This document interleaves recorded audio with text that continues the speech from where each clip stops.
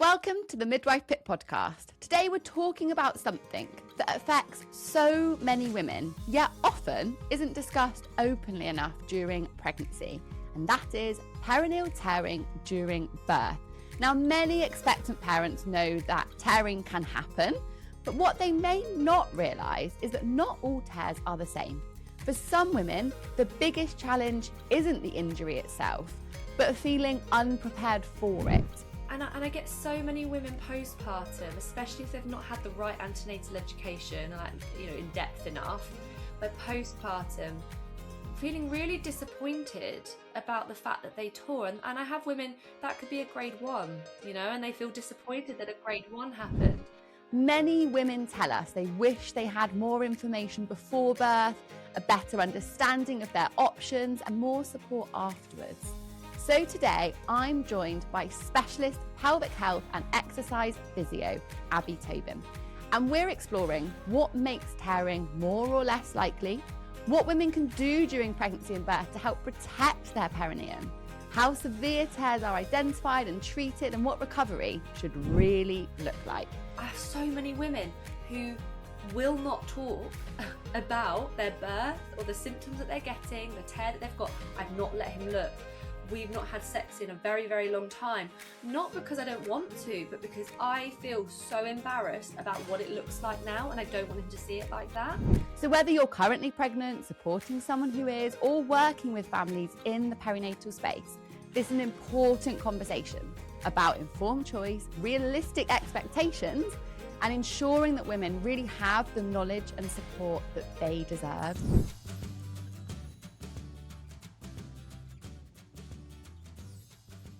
Welcome, Aby, and thank you so much for joining me, because I know this is a topic that we could probably talk for a good decade about.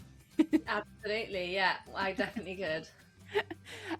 Aby, talk to me. You support women every single day in the pelvic health space, be that pregnancy, be that postpartum, of any duration. I think that's really key, isn't it? We see lots of pelvic health complications that aren't just in that initial 6 weeks, but goes on forever.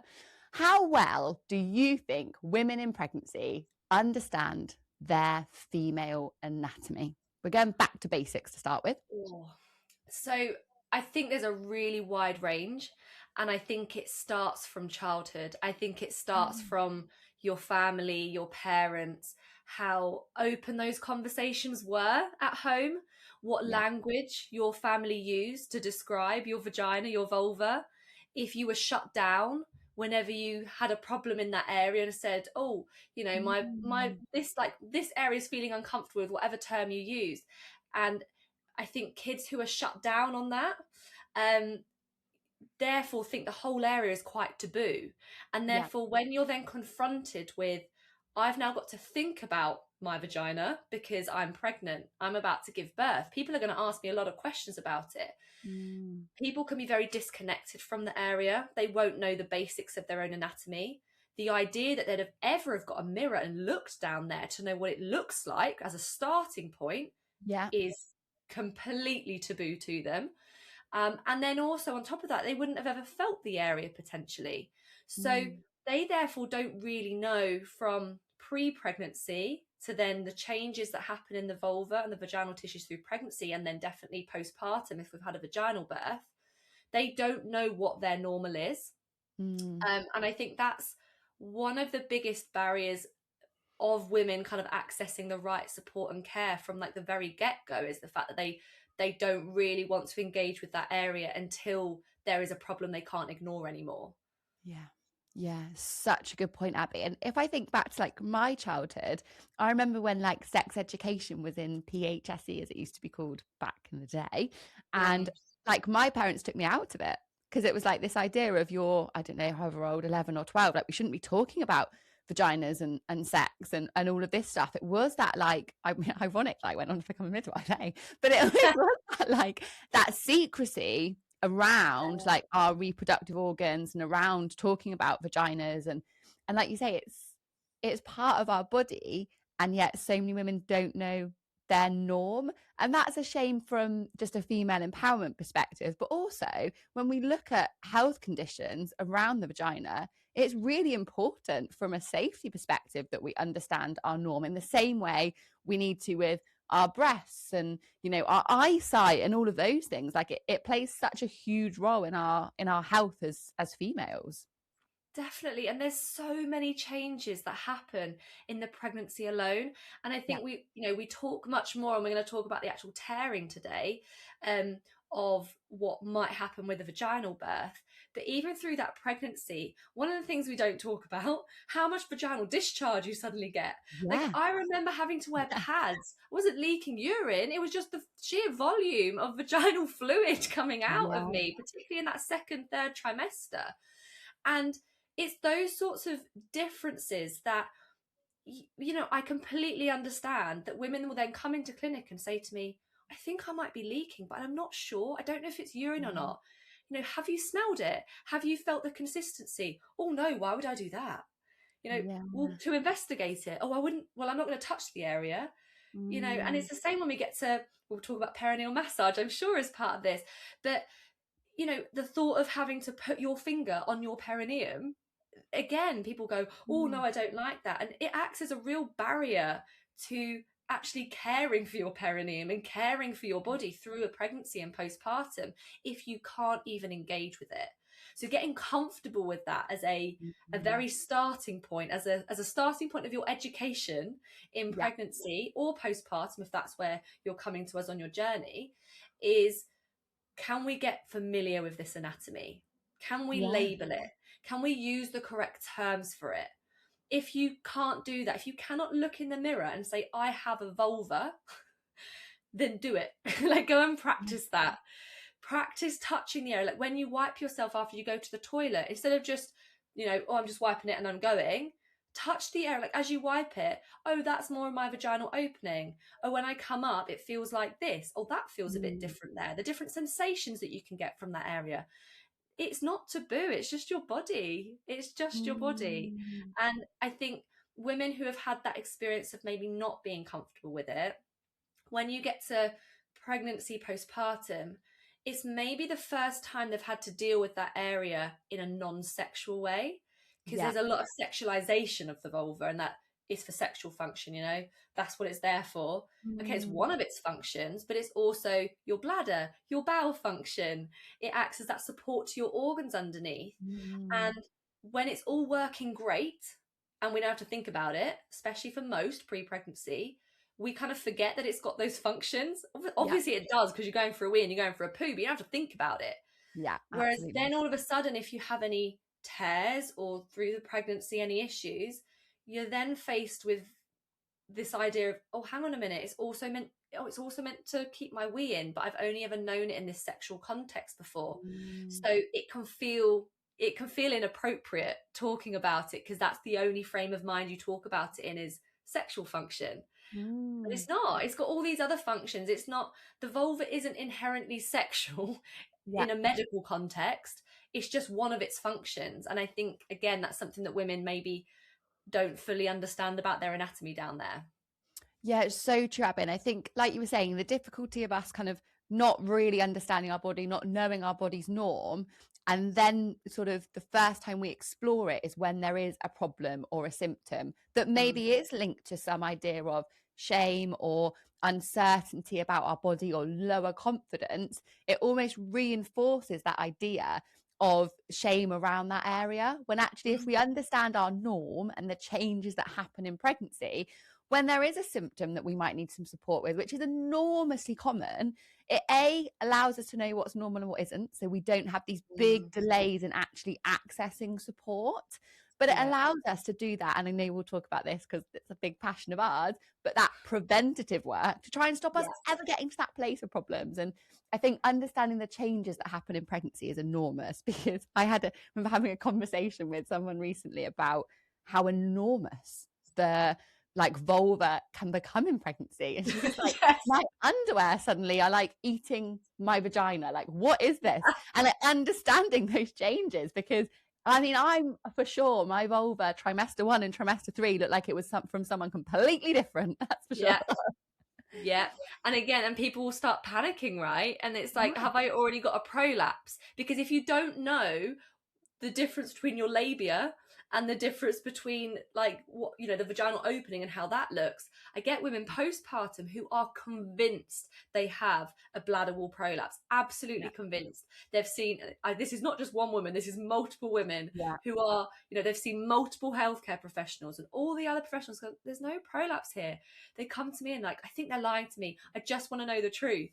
And the change that has happened is more where the bladder neck comes down. So it's more where the ligament of the bladder, the ligament of the urethra should be held up, and that kind of pushes down a bit. That's not a true prolapse, that's ligament laxity.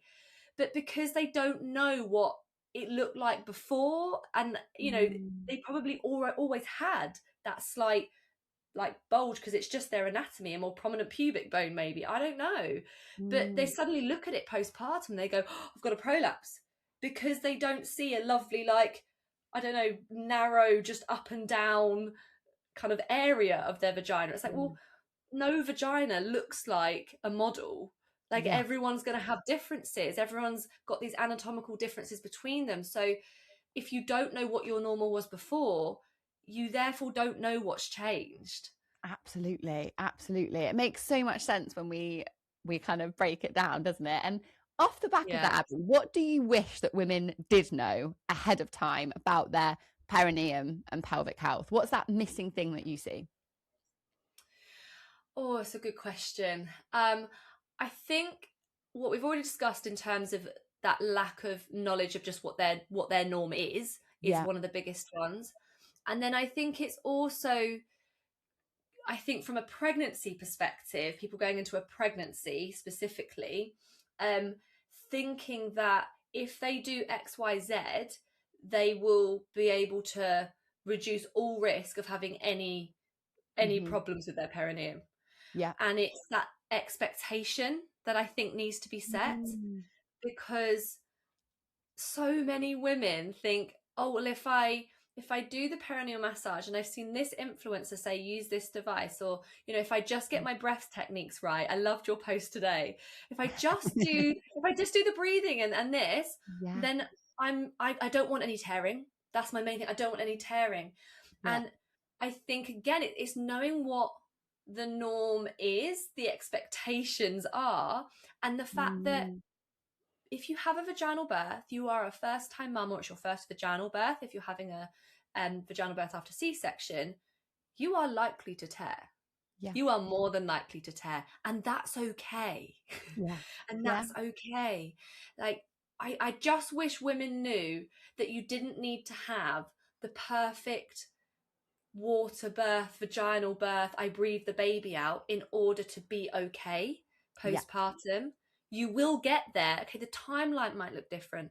What you need from recovery might look different, and you need the right support. And I wish women knew about the support that they could receive, because I think that's another big thing, is they don't even know what help is out there. But you don't have to have the perfect vaginal birth where you breathe the baby out in order to recover well. And so there doesn't need to be this fear, this huge fear of their perineum, and it's going to split apart and it's all going to be like, you know, never the same again. It will be okay. It just looks different for different people.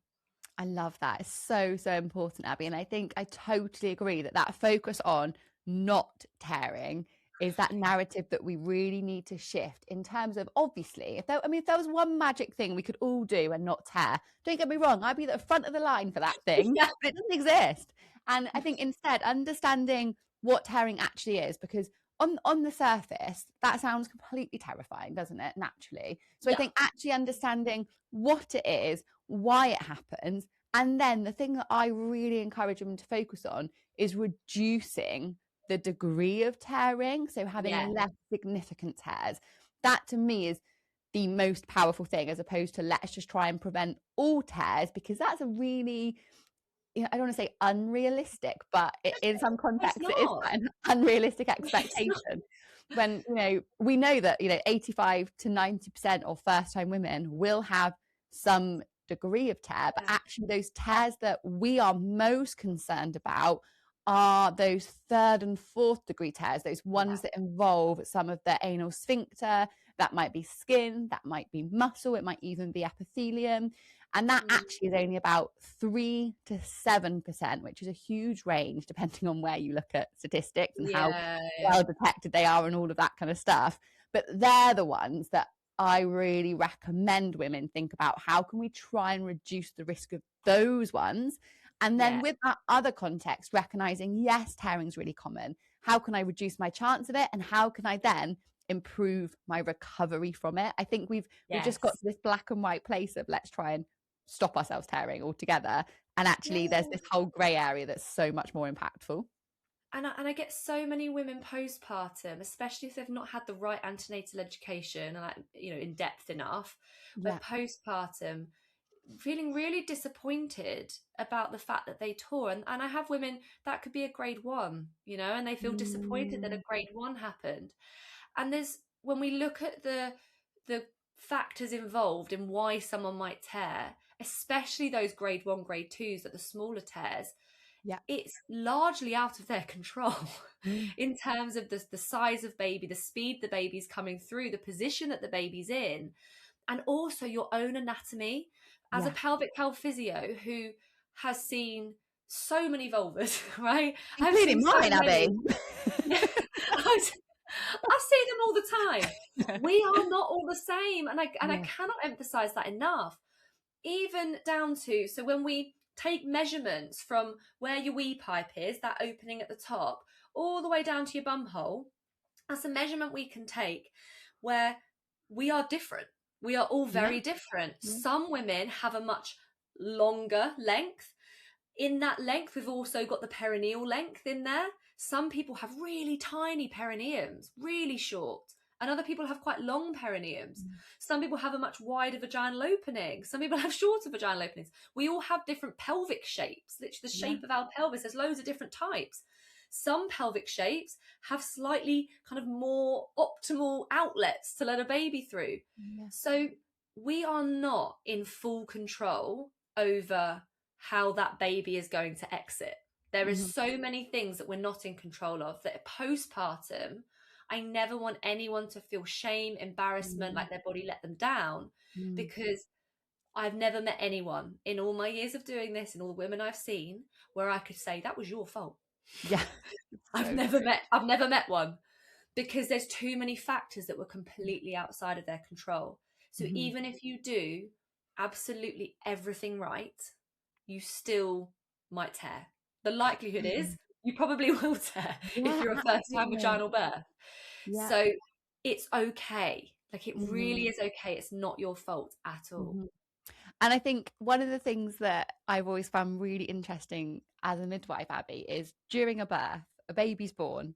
Obviously, first thing, mum and dad are obsessed with, their baby. Is it a boy or a girl? Are they okay? And all of that. And then the next thing, as soon as we kind of come back to that present moment, is, did I tear? And I always share that because I think the idea, if you're sat here pregnant listening, of your vagina tearing sounds horrendous.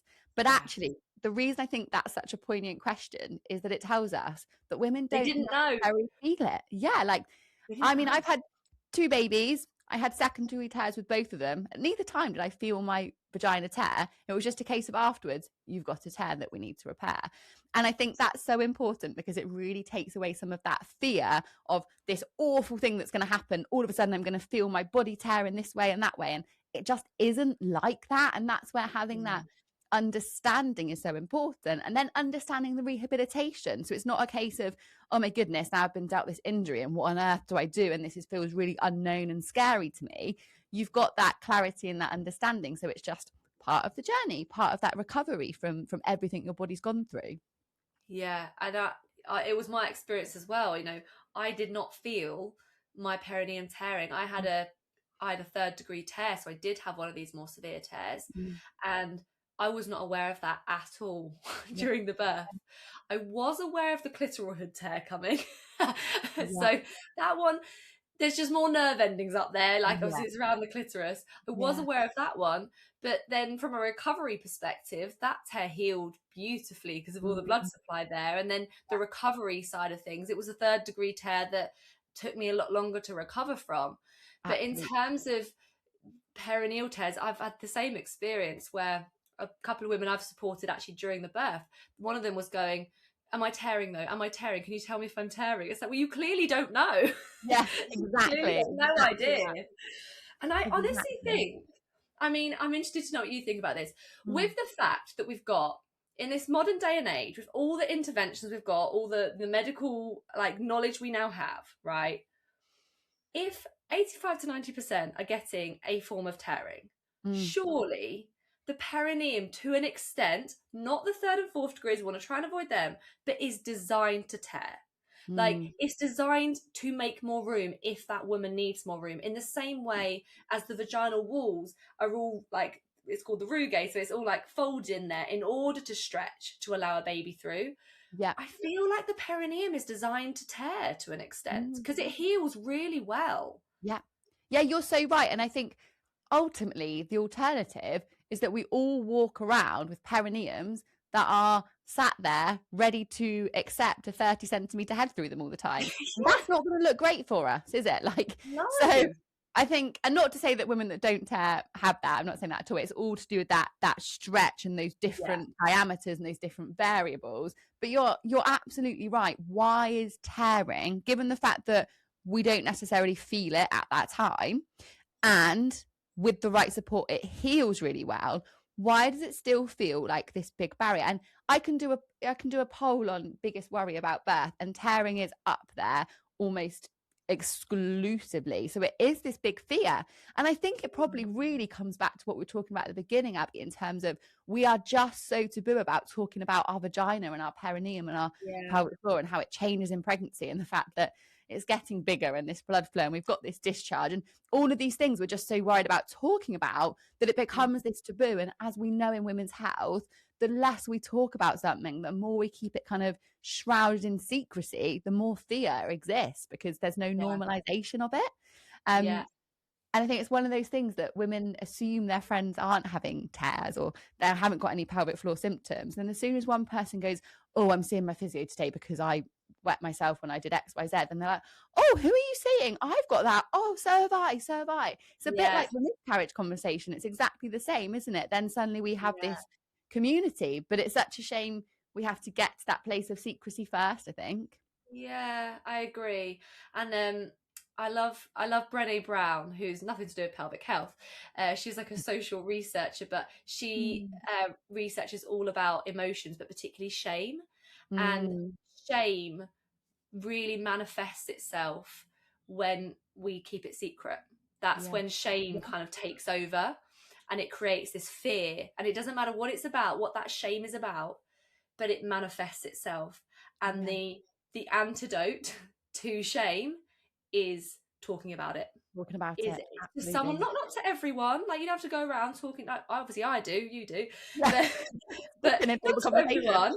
But to someone who you know can hold a space for you, and saying, you know, I had a 3rd degree tear in birth. I had a 4th degree tear in birth, and I feel so embarrassed about it. You know. And actually just saying it, right, or writing it down if you don't want to say it out loud. Write down how you feel about it, because we've got to start getting over those feelings of shame. If it's about your vulva, if it's about the birth that you had and the fact that it wasn't the birth that you had planned and you feel really shameful about that, you've got to start talking about it in order to release that shame. Keeping it in from a mental health perspective, but also physically, is going to stop you accessing support. You know, it's going to actually prevent your recovery from the injury that you had if you let that shame stay. So even if it's that, you know, I'm often the first person, if they come to see me in clinic, that they've told about their symptoms, or that they've told, like, this was my birth and this is how it went. And I've only really said, oh, I had a vaginal birth. I've not wanted to say what my injuries were, or, you know, the fact that forceps had to be used, because I was so adamant that wasn't going to be me, and it was, and I feel so embarrassed now to say that was me. And so it's an incredible privilege what we do, because we do get to hear those stories. But always what I say to them is, thank you for telling me.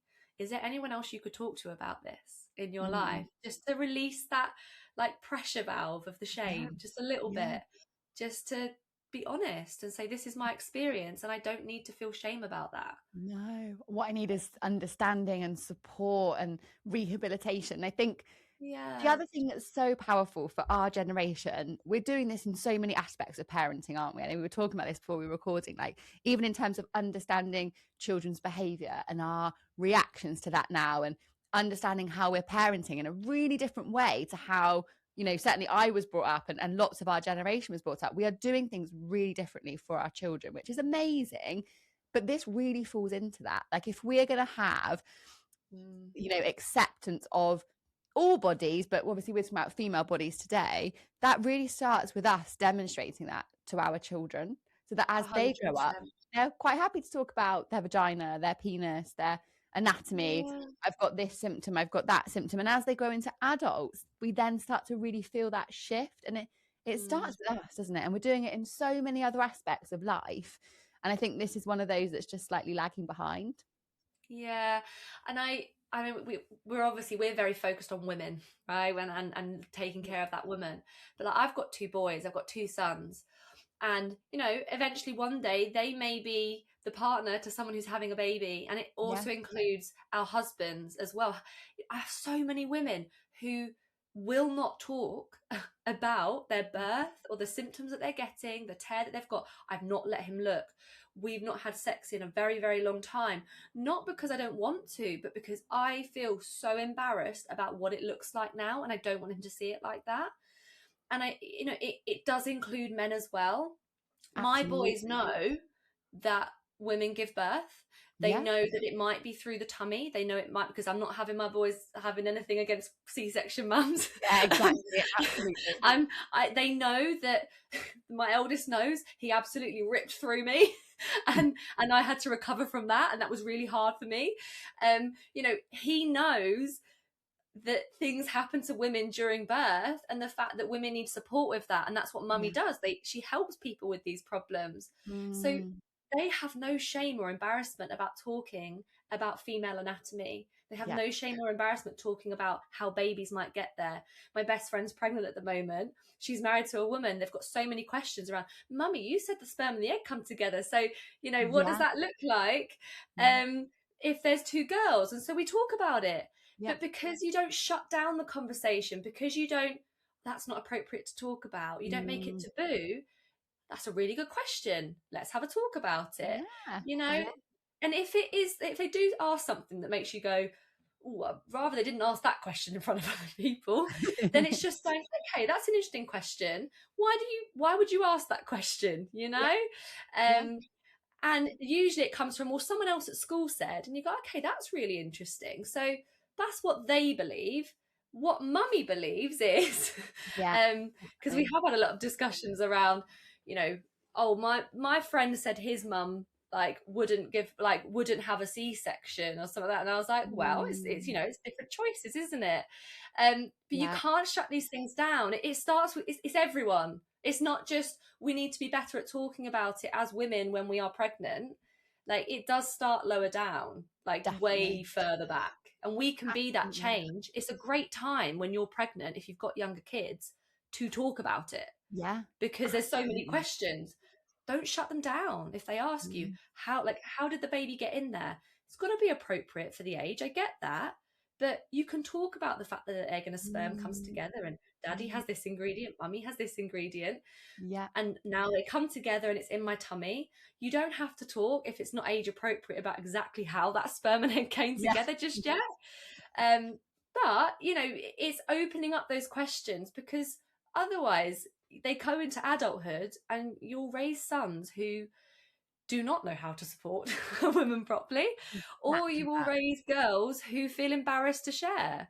Yeah, you're so right. It's not just for one gender, and I think it's the reason that whole education piece really needs to happen with both parties. Whether that is woman and wife, whether that is woman and husband, they need to be involved in that conversation. I remember day 2 after my first, my husband was looking at my hemorrhoids like, there was no shame. We're in this together, whether you like it or not. Exactly. My husband, I wanted to know, obviously being a physio, so wound healing, I was like, I need a day 1 picture. I need a picture every day so I can see the progression, right? Yeah, my camera roll in an interesting place, Aby. I was like, put them in a hidden folder on your phone just in case you're looking through baby photos with family. With your mates at the pub and, that's day one. Oh, this is day 3. This is day 3. Don't worry, it's looking better now. Yeah, the swelling's gone down. We're good. But the thing is, I had major issues with my tear post-birth. I was missed as a 3rd degree. They thought it was only 2nd degree. I was still bleeding. And I had this like lump of granulation tissue going on. And it was only because as we said, it can look like a bit of a car crash down there in terms of the swelling, you know, and you know, that's true in pregnancy with all the changes that go on in the vulva. Whenever you add blood and swelling, everything looks so much worse, doesn't it? It just always does. And at that stage, you have got blood and you have got swelling. So things always just look, and it's the same with any wound, isn't it? I think you have something on your knee, when it's bleeding and it's swollen, it looks so much worse than 3 days later when it's clean and that edema's gone down. Like, it's exactly the same. This episode is sponsored by Apta Club. If you're pregnant or navigating life with a new baby, you'll know just how much information is out there and how difficult it can be to know what is evidence-based. That's why I wanted to tell you about Apta Club. They have a wide range of free educational resources and blogs covering pregnancy, birth, recovery, and early parenting, all designed to help you feel more informed and confident as you make decisions for you and your family. Whether you're wondering what to expect during labour, exploring your birth options, or preparing for those first few weeks with you and your little baby, having trusted, evidence-based information can make all the difference. And one feature I think many parents will find particularly helpful is the Apta Club Care Line, the opportunity to speak with regulated midwives and nutritionists who can provide general information and support when questions come up along the way. Every family's journey is unique, and it's important that you have access to balanced, evidence-based information to make informed decisions that are right for you and your family. For now, back to today's episode. Yeah, and it was only because I took those photos, because I had no shame about saying, husband, look, take a picture, show me, that when it got to the healing timelines that I knew existed, and I was going, no, that's not right, because you're not necessarily going to get those wounds checked unless you push and you ask for it, which is just the current state of the system. You might not see a midwife. They might just call you. They might not come to your house anymore. So unless you are on it, and I'm not saying that's right, but it's just where we're at, you have to advocate for yourself. So if you are so grossed out by this area that you can't take those photos, there's so much fear around it, you might miss that there's an infection developing. You might miss that it's not being stitched properly. And the earlier we catch those things in recovery, the better. 100%. So take those photos, store them in a secret folder. Yeah. It's basic wound care, isn't it? It's so important. So important. Well, if you had it, as you said, on your knee or something, you would check it daily. Of course you would. Absolutely. You know, you'd probably be showing it to everyone as well. Look at this. Look at my thing that I got on my leg. Like, we're so keen. I'm not saying show everyone your vulva, but like, you know, you've got to look at it. That's one of your best tools. When people say, well, how am I going to recover if I do get one? I'm like, you need to be observing it. Like, in those first couple of weeks, there's not a huge amount you can do from a physical wound recovery perspective. It's just letting the body do it. But your observation, the observations of the area are so important. The best thing you can do is look at it, know where it's at, that it's getting a little bit better day by day. You've got to check in with it. The best thing you can do is keep an eye. 100%. Yeah, totally agree. No, again, knowing your body, like, it's such an important one.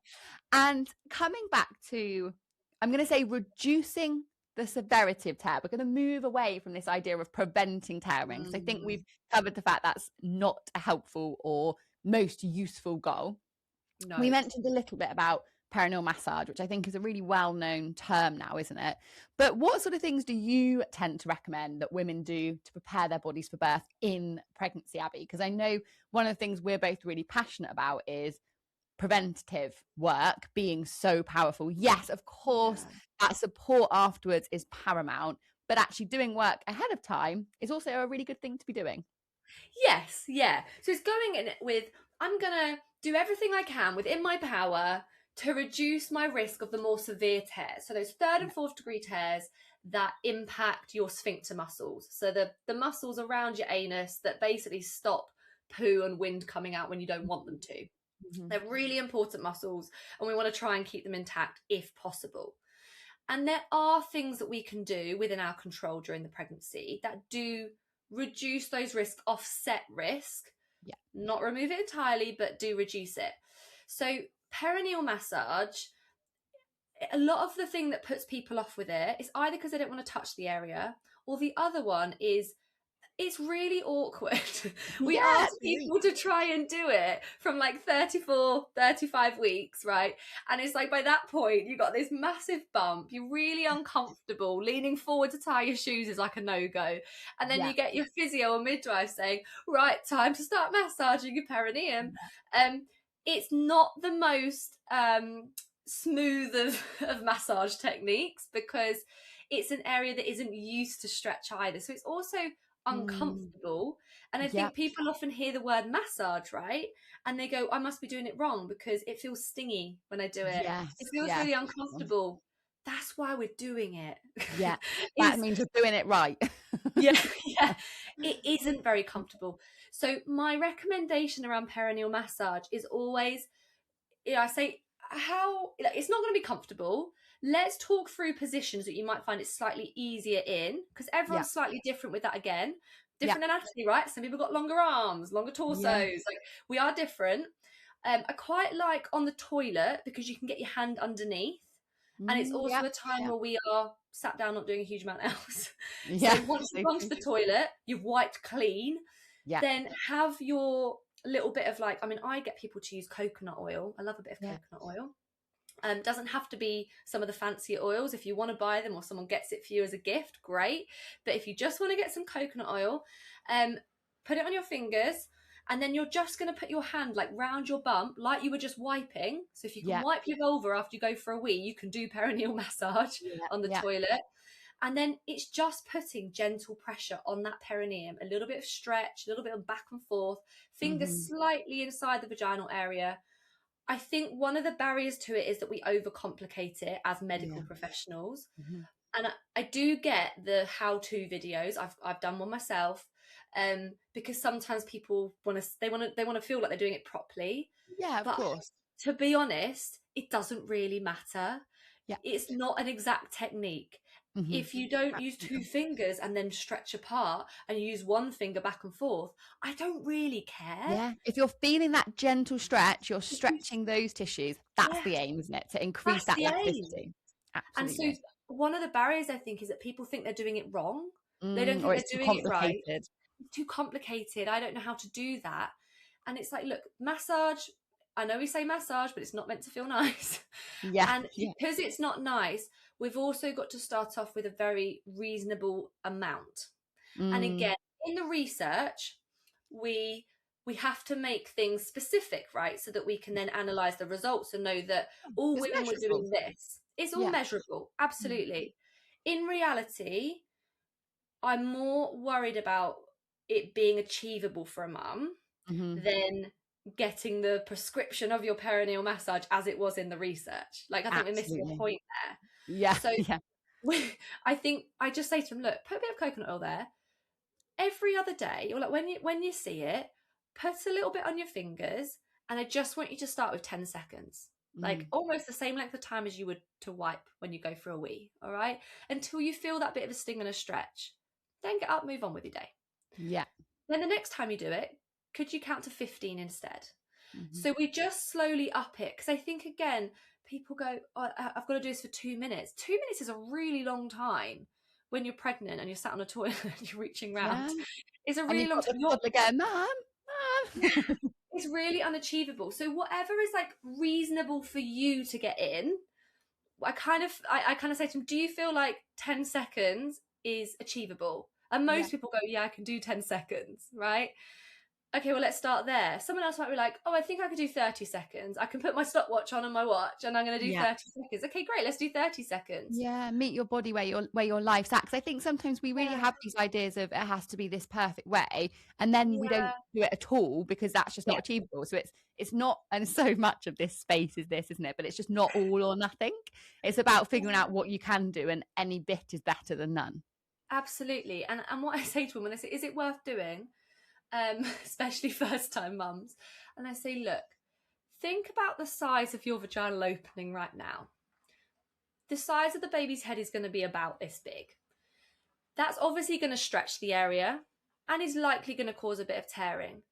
If you can do anything that is going to make that feel slightly better, that ring of fire, if anyone's experienced that, knows what that term means, it's probably worth doing for the sake of like 30 seconds of your time. And they're like, yeah, fair. So I'm like, I'm not going to say it's going to stop you from tearing, may prevent the more severe tears, and may mean that it just takes the edge off that real fire feeling of when the area first starts being stretched. Because if it feels really uncomfortable and stingy with your fingers doing that, it's gonna feel more uncomfortable when a baby comes through. Absolutely. So if you do this and next time you do it, it's a little bit less stingy, you're just slowly taking the edge off what that could feel like in birth. Absolutely. Yeah, absolutely. And I think I love perineal massage, like you, completely agree. It's worth a go, right? There's no guarantees with any of this, but it's worth a go, and we know there is evidence, and it's not going to do any harm. So great. But sometimes I think we put it all on perineal massage. Like it's all about, if perineal massage is this like this be all and end all. And actually, one of my favorite things in birth is a warm compress. And I really like the fact that it can take a bit of the pressure off the pregnant woman of having to do everything. But at that point of, like we mentioned, that some people call it that ring of fire, but at that point of your baby's head crowning and really doing that big stretch of your perineum, literally something, I don't really care what it is, anything, a sanitary pad, a bit of gauze, soaked in warm water against that perineum. I literally see women's shoulders drop at that stage because it's less stingy for most women, which can help with the control at that stage, which we then know helps prevent tearing. So from a comfort place, it has good efficacy, but also from an evidence base, it's one of the best evidence-based things, and it's one of the most simple for helping to reduce significant tearing. And it literally involves something that's already in the delivery pack and warm water, and it's a really good thing for birth partners to be involved in, even if that is just providing the warm water to the midwife. Like it's such a ridiculously simple but really powerful tool for that final stage. And I would imagine, I'm not a midwife, I'm a physio, so I've not had to navigate these wards, right? But I would imagine if you have a birth partner who knows that and is prepped with that information of, a warm compress could make a difference to that perineum. If a midwife is super busy, actually going and getting some warm water and handing her have it in your bag, like your hospital bag, hand it to her and be like, could you put this on my partner's perineum? If a midwife hasn't thought of it, or is kind of run in because she's been with someone else, suddenly coming, that it's something, as you said, a birth partner can come in, and it just adds that again extra layer of reduction of risk, like protection to that perineum. Absolutely. Such an important one. The other one, which we haven't really spoken about, but it's not directly linked with reducing tearing, and there's no studies on that direct link, but is exercise. And actually, like, we had a study looking at women who maintained their training, so maintained doing exercise all the way up until delivery, compared to those who either didn't exercise or stopped. So I get to the second trimester, I get it, I've been there twice, I'm really heavy now, and I just think I'm gonna just chill out. But those who continued with their training all the way up until delivery had better outcomes in birth and postpartum in their recovery. And going in physically fit, physically in good condition, is going to reduce your risk of interventions. And interventions increase your risk of tearing. So Absolutely. it's not a direct link, but going into birth, well fueled in your body. So we've like fueled ourselves well from our diet perspective. Like hydration's been good. We've not had chronic constipation through pregnancy. Our Yes, pelvic that's a big floor one. is like a happier position because of that. And we've got strong muscles going in. We've Yeah. got a strong cardiovascular system. Birth is a marathon. Like, birth is the most physically demanding thing with that vaginal birth, or if we go through vaginal birth into emergency C-section, is so physically demanding on the Yeah. body. Train We for it. We have to train train for it. for it. It's not, again, It. it doesn't take away your risk. There's so many other factors, but it puts you in a much better position. And as someone who has gone into birth fit twice, it was the hardest workout of my life. Oh, and I mean, I was racing marathons before I had my first baby, and I remember in labour saying to my husband, "I'll take another marathon over this." Yeah, it was harder. it's so physically demanding. Like the exertion that it takes on your body, but also physically. Like, another thing that we talk about is being more upright and active, particularly in that first stage of labour, kind of moving around in labour. Yeah. And if your first stage of labour is however many hours long, I mean, you know the range is better than me, but Like they're 18 hours is fairly average. Yeah. right. So you're asking your body to be mobile for, like, you're essentially 18 doing hours. You're awake. Yeah. So if you are pretty sedentary and we're not moving around, like, that's a real sudden increase of load, not just from a vagina perspective, but also just from an exertion perspective. Yeah, That and a amount of time on your psychological feet. perspective as well, like, which feeds into everything. It's so multifaceted, and I love you bringing this point up, Aby, because I think we are living in this idea, this world where, and I know you and I see the kind of the sad aftermath of it, really, and obviously it's all very much come to light currently, but this idea that we can just learn to breathe, hope for the best, go with the flow. And honestly, when I hear those terms, it makes me clench my vagina, Aby, because I just think you're just in this really vulnerable place when we go into it with that approach. Like, this is such an important day that changes everything physically for women forever, but obviously there's so much more to it as well.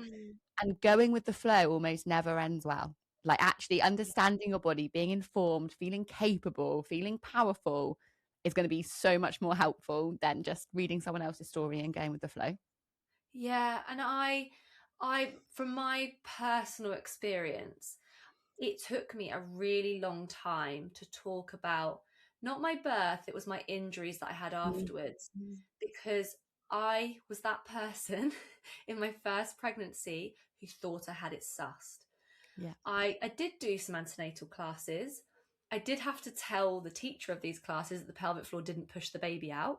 So, I knew that she didn't. So that was the kind of level of antenatal education we're talking about here. Abby, it's not got any better.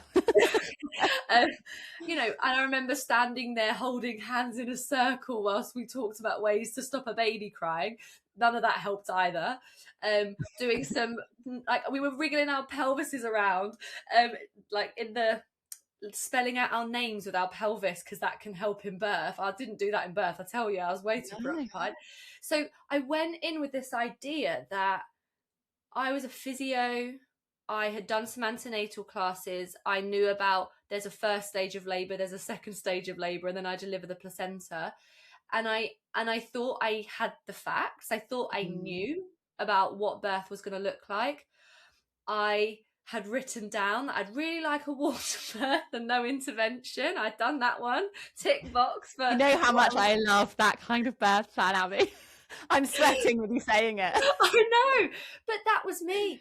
And I had this idea that I was a 400-meter athlete, triple jumper. I was in the gym all through pregnancy. I was so strong. I was so capable. And I was. And I look back now and I think I was capable, but the expectation was wrong, because I expected that all of that I had done was, one, enough education. The education piece was missing. But that the physical preparation I had done would negate all risk. And therefore I was guaranteed to have the birth that I wanted.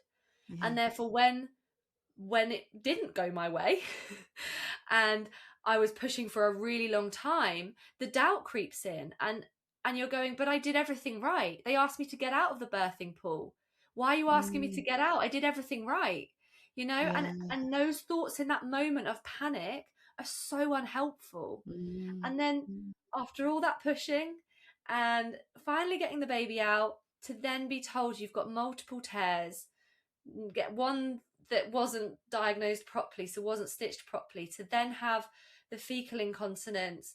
You know, I genuinely thought, Pip, I cringe now. I genuinely thought I would be back in the gym at 6 weeks postpartum.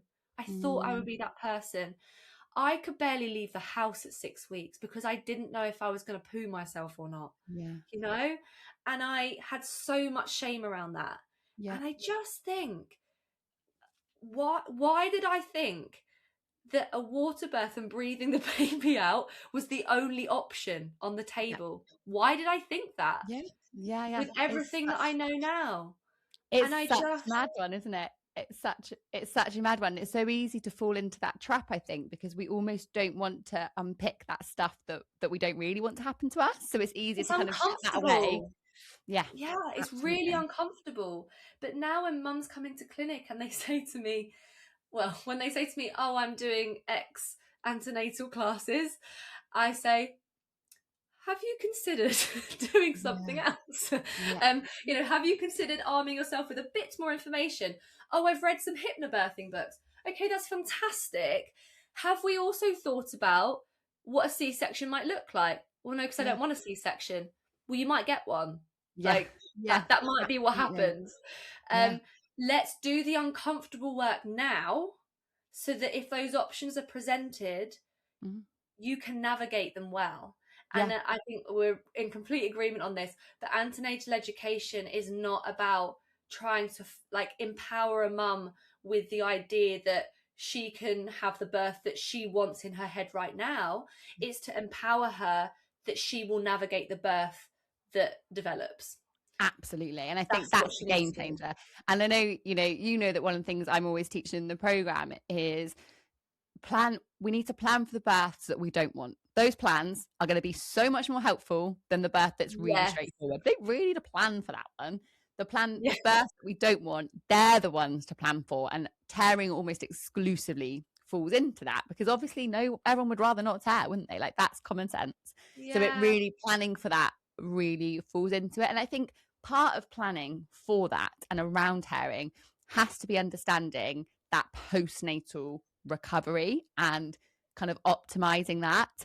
Where do you see the kind of biggest gaps in that for families, Aby? What should that look like for a woman? What do we want to be seeing that we're not? I think the biggest gaps in postpartum care, there are many, Pip. There are many.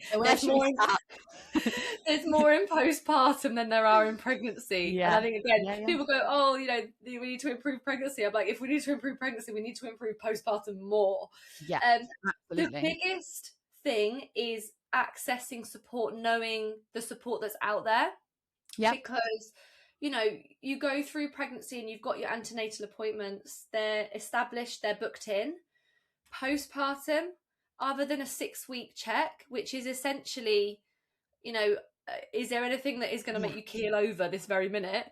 It's not a physical, it's not a physical check of mum. And actually what we're seeing more and more now, Aby, is that it's now an 8-week check to combine it with baby's 8-week vaccines. Yeah, that's what we've suddenly got. I mean, where is the time for mum? We're doing a check of your baby. We're vaccinating your baby. We're asking you if you've got any mental health concerns. That's really what we've sort of brought it down to. Yeah, and so you basically don't really have those markers that you do in pregnancy as those like safety nets and those catch points. There are no safety nets in postpartum. That is the reality of our UK system. There are no safety nets. So it's on you, and you spend all this time preparing for birth and no one thinks about that postpartum. It's almost like, well, I'm going to have the baby and then nothing, and we have to prepare for that postpartum. The best time to prepare for it is in the pregnancy, especially if it's your first, because you got more time.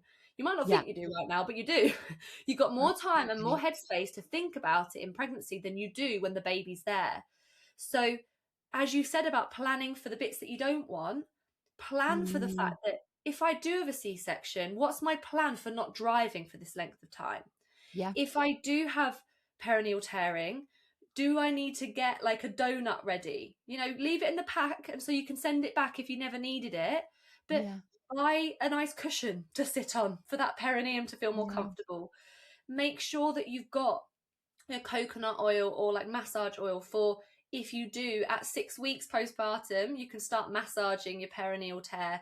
You can start Mhm. massaging the C-section once it's fully closed, scab free. You can do all of that, but you're not going to be going, oh yeah, I'm 2 weeks postpartum. I should probably think about going to get that oil now, because Yeah. you're going to be so engrossed in newborn.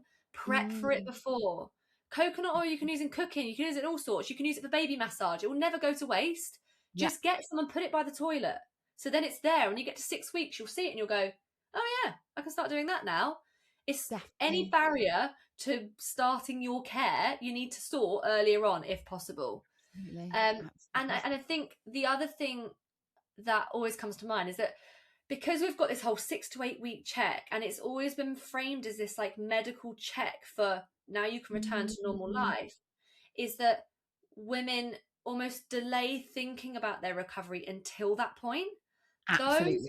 first 6 weeks are crucial. Mm, And I would love to do a study on this one day, but in like a perineal tear sense, C-section sense, because we mm. have research in other areas of particularly sports medicine, because Yep. time is money. Getting a footballer back on that pitch as soon after injury as possible is everything to them. So Yeah. they've done studies looking at if a footballer comes off the pitch with like an ACL tear or ankle ligament sprain, whatever, that if they delay treatment even for like 3 to 5 days, recovery to the like full play on the pitch is delayed by about 1 to 2 weeks. Mm, So that's in a real like acute sporting context, right? yeah. So now put it in the context of someone who's had a major abdominal surgery or major muscle tearing on the perineum, Yeah. we're delaying doing any kind of recovery until 6 weeks. How Yeah. much are we delaying recovery? Mad, isn't it? It's so Yeah. mad. And then I think what's then really hard, Abby, is we have this check that we've been pinning all our hope on, and then we're like, oh, well, I'm Oh, okay then. So then we go back to what feels most accessible, which often is running or doing like, HIIT workouts on the TV or something where we're yeah, putting yeah, a real extra load on our pelvic floor. And then 6 months down the line, we've got a prolapse or we've got all these symptoms and things are getting worse, not better. And that, yeah. like, I totally agree. That first 6 weeks, that reconnection is so So important. important, but it requires you to understand your body to be able to do Yeah. it. And I And that's said to where, a again, that mum, information is important. yeah, and I said to a mum the other day in clinic, because she was brilliant. She came in and we are starting to get more people coming in pregnancy to physios and Love saying, I've that. got no issues, but I've heard from my friend postpartum that it's good to get a check in pregnancy. So I just thought I'd come along. Yeah, And I love that. love it Yeah. so much because we go, fantastic. Because the best time to connect to your pelvic floor is not when it's been torn. No, You know? or stretched, or it's got a big Or heavy baby on it. The yeah. first trimester is a great time. The first trimester is a great time to come see me. The best time to connect with your pelvic floor, know that you're doing your pelvic floor exercises correctly, because Mhm. pelvic floor exercises are not going to prevent you from tearing, but they do prevent the risk of incontinence, Yeah, despite what tearing you get. So if we can find these pelvic floor muscles, so many women come in and they're squeezing their glutes, they're yeah, bearing down on their pelvic floor, they're not actually doing pelvic floor yeah, exercises yeah, yeah. correctly. All it needs is one session for most people, and I just say, That's it. this is Yeah, where it is. Try holding in a fart, try sucking spaghetti up through your vagina, whatever cue works for them. With me yeah, feeling in real time this is what's happening. If you want to try a home check, I did a live for your girls, I think, yeah, on yeah. this. But feel on your perineum. So get in touch with that perineum. Yeah, That's touch your the body, middle. know your body. Yeah, get in the middle of those pelvic floor muscles, just the other side of your bum hole, between the vagina and the anus. Put your finger there and try and squeeze. If you feel like your bum cheeks squeeze around your hand, you're not in the right place. Mm. If you feel nothing, you're not in the right place. Yeah. If If suddenly you your feel, tummy's all clenching. yeah, if you feel on your finger that that the muscles underneath go firm and hard, well, you know you're in the right place. It's so much easier to connect to these muscles, to build some strength and resilience in them now. And then if you do tear, likely tear, you then know what the muscles should feel like, what your strength level was like before. So all my mums who I work with through pregnancy, I'd say to them, day one, I want you doing some nice deep breathing exercises just to get your rib cage moving. A nice deep breath into that rib cage already starts to get the pelvic floor moving slightly, a little bit of mobility for it. And then let's just try and exhale, gently lift up. If it's painful, let it go, let it settle. Let's try another one. If it's painful after a couple, let's leave it till tomorrow. Yeah. But for most people, even with tearing, Yeah. a gentle contraction and release is not particularly painful. And I usually go on the gauge of, because again, we don't have the research for postpartum rehab, but in hamstring tears, because it affects footballers, we've got the research on it, obviously. Naturally. And they start day one with gentle activations. Isometrics is what we call them, just gentle activations. And they do it to like 3 out of 10 pain is their threshold. So we don't want to affect acute healing. We don't want to be pushing into loads of pain and putting the muscles under strain. Just that awareness, isn't it? That connection. Yeah, gentle. And it's good. It's good for the muscles. Muscles love to be used in their recovery. It keeps them connected to your nervous system, to your brain. It also keeps the muscle fibers like flexible and moving. So it's okay to do that. It's the same with C-sections. I know we're talking about that, but it's the same with C-sections. The muscles that have been affected, the connective tissue that's been affected likes to be moved. You don't have to wait for 6 weeks for it to be fully healed up to start moving those muscles again. It's not going to rip apart again. The thing that breaks down a wound is infection. That's what breaks down a wound. Your pelvic floor is not contracting your pelvic floor, because contraction is drawing everything together. If anything, it's helping it draw together. So just be mindful of your pain levels, because we don't want people to be in more pain. But 3 out of 10 pain or less, you're good. Gentle lift and release of that pelvic floor. As that starts to feel more comfortable, which it will once those acute days are subsiding, we can then start to try and gently lift and hold it. Let it go. Take a couple of breaths. Make sure it's fully relaxed. Now we're going to lift it again. Literally start off with a couple of seconds at a time. It means that by the time you get to that 6-week point or 8-week point, that is this magical number, that you've not only reached a really important healing marker, which is what that 6 to 8 weeks is, but you've also reconnected. And mums who then come to me in clinic, having done this groundwork of reconnection, we then can start loading. It's those who haven't done that, you know, you're just trying to find muscles that therefore, you know, haven't been connected with in 6 weeks and have been injured. And so it delays progress. And that's what I see in clinic. It delays it. So don't be afraid to start connecting with that area early on. So back to the original question, that's my answer. Love that. And it all comes back to understanding your body, knowing your body. Otherwise, nothing else essentially is so possible. Aby, we could talk all week on this, but what is your one take home important kind of highlight message for expectant mums listening to us today? Oh, I would say know that you matter. I love because that. I think one of the things I see a lot, and again, like one of the big barriers, is pregnancy is so much about the baby. You know, and rightly so. We want healthy, happy babies, but you are a vessel for that child. And that's how the system, I definitely felt. I was a vessel for the child. Anything that's going to affect the baby, we need to get on top of straight away. All blood pressure a bit high, right? Let's look at that. Baby's growth, we're worried about. Let's look at that. Baby's too big, baby's too small, whatever they want to talk about. We need to talk about that. As soon as you go, I'm starting to get a bit of incontinence, we'll stop running. You know, you shouldn't be running away from you. There's a lot of other steps before we get there, in my opinion, as a physio, before we tell a pregnant mum she can't run anymore.